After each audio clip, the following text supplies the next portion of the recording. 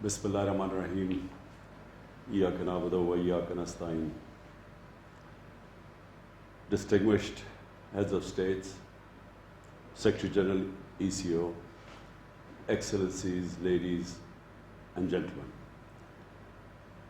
In Pakistan's capacity as the 13th Summit Chair, it is my honor to formally open the 14th Summit of Economic Cooperation Organization. I extend warm welcome and cordial greetings to all the participating leaders. I want to especially appreciate President Erdogan's initiative in organizing this virtual summit. Convening the summit in these difficult times is a reflection of collective commitment to ECO. We commend Secretary General Hadi Suleimanpur for ably leading the organization work.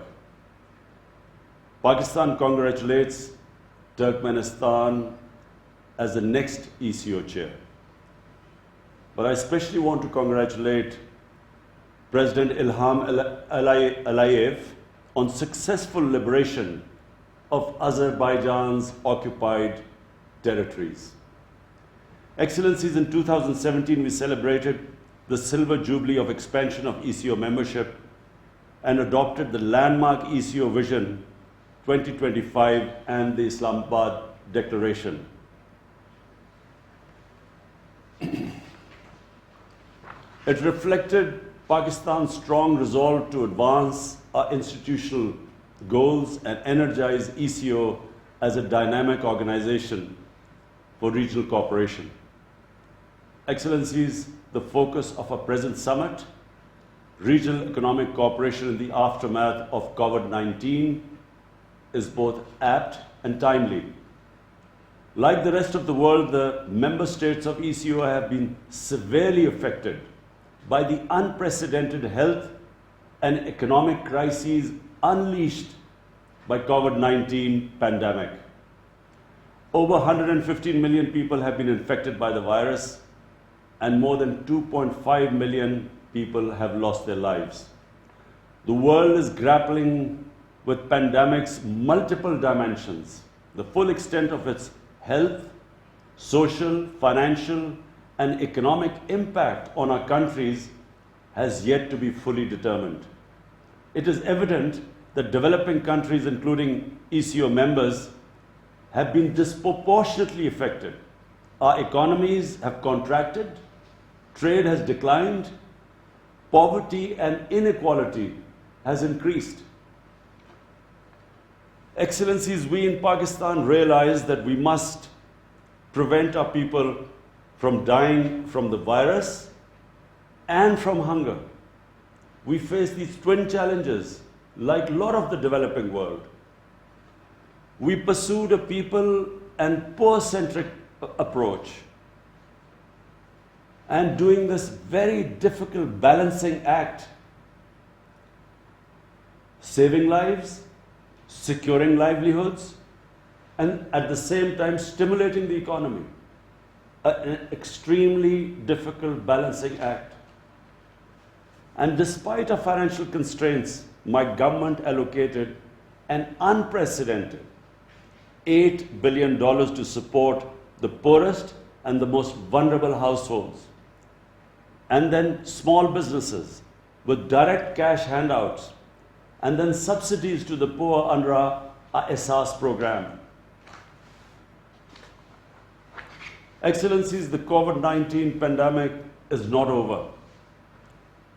We must ensure that our people secure the earliest possible access to vaccines being produced, but on an affordable and equitable basis. The vaccine must be declared a global public good, because actually no one will be safe from the virus unless everyone is safe. Pakistan has begun its vaccination drive, but it has only so far concentrated on the frontline health workers, which obviously is everyone's highest priority.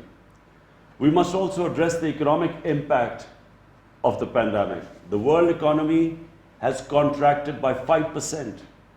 The rich countries have injected $20 trillion to stimulate their economies. I again repeat, the rich countries have injected $20 trillion.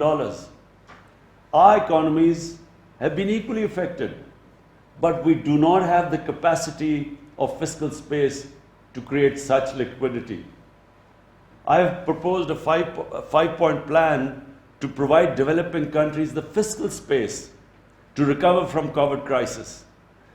And this includes debt relief, SDR creation and redistribution, concessional finance, mobilization of climate finance, because that's another crisis looming ahead, and then ending illicit financial flows and return of stolen assets back to the developing countries.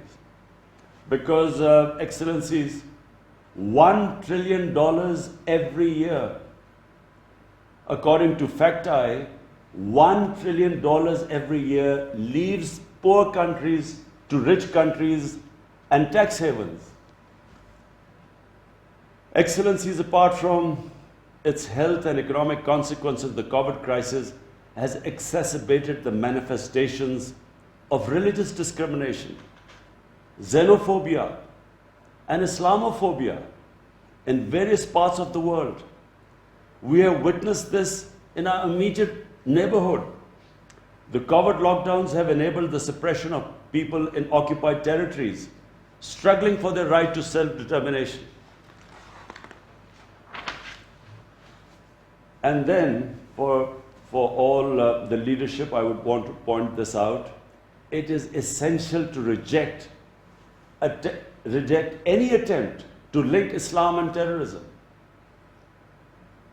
To link in Islam and terrorism is the biggest injustice which is being done to Muslims in the world.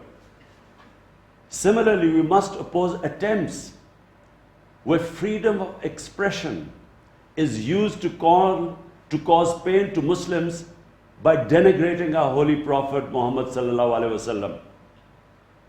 At the UN, Pakistan, Turkey, and OIC countries have initiated a proposal for the annual observance of an international day to combat Islamophobia. Excellencies, the member states of ECO represent 500 million people and cover an area of 8 million square miles. We form the geographical link on the Asian continent between East and West, North and South. We possess two essential prerequisites for economic growth: rich resources and enterprising people. We have the potential for much larger production and consumption. Our common heritage and culture, nurtured by luminaries, great men like Al-Biruni, Farabi, Rumi, Iqbal, they all provide a solid foundation for cooperation under the ECO umbrella. In the Vision 2025, the ECO members have set themselves an ambitious agenda of enhanced collaboration in trade, energy, tourism, agriculture, and industrial growth. We should undertake a midterm review of the progress made so far, accelerate the pace of implementation, and deepen the scope of cooperation. Excellencies, in advancing our common objectives, we must take full advantage of our geographical location, economic assets, and political relationships. Regional connectivity and integration have been proven to be essential for rapid growth and development. Enhanced physical infrastructure will generate economic activity, trade, employment, mobility, and cross-border exchanges. Peace in Afghanistan is crucial to the success of such physical integration in ECO region. I hope that the successful culmination of the intra-Afghan negotiations will lead to durable peace and security in Afghanistan. Excellencies, our priorities and goals are clear. I propose that we focus on the following 6 points.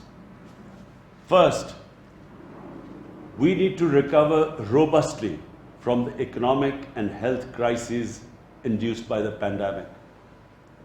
We must mobilize the national and international resources required for this purpose. I request ECO's support for my 5-point agenda, which I mentioned earlier.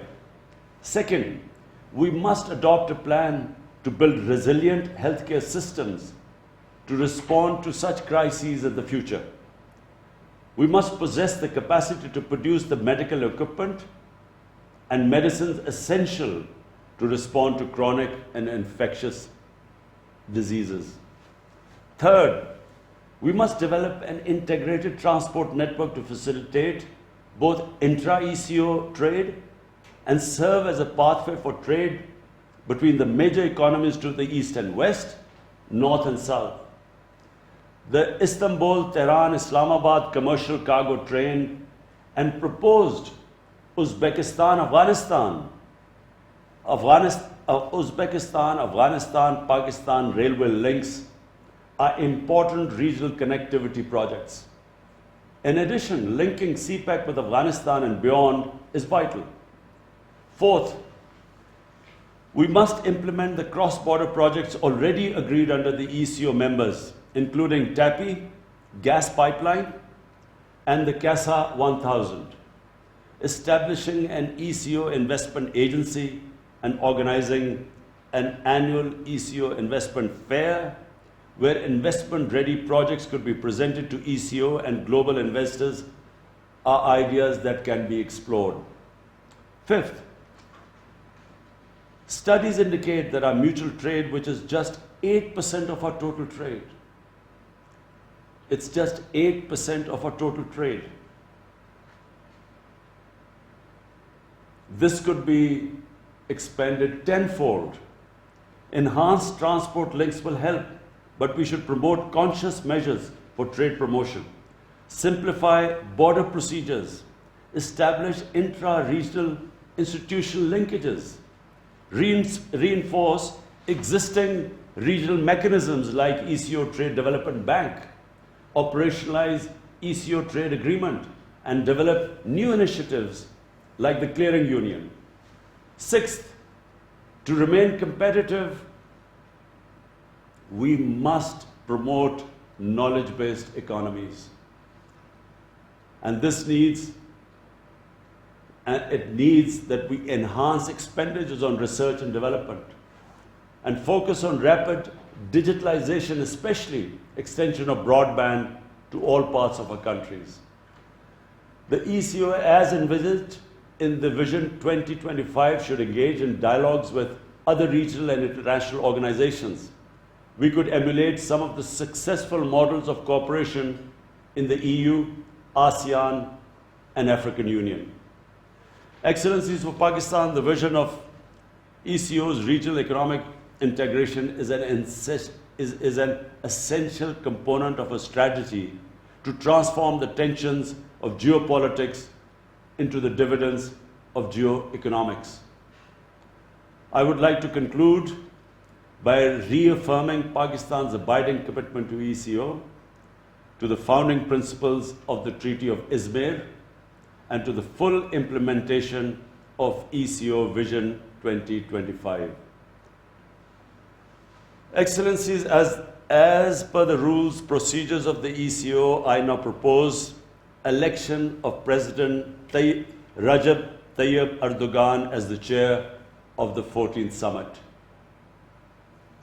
I congratulate His Excellency Recep Tayyip Erdogan, President of the Republic of Turkey, on his election and give him the floor to carry the summit forward.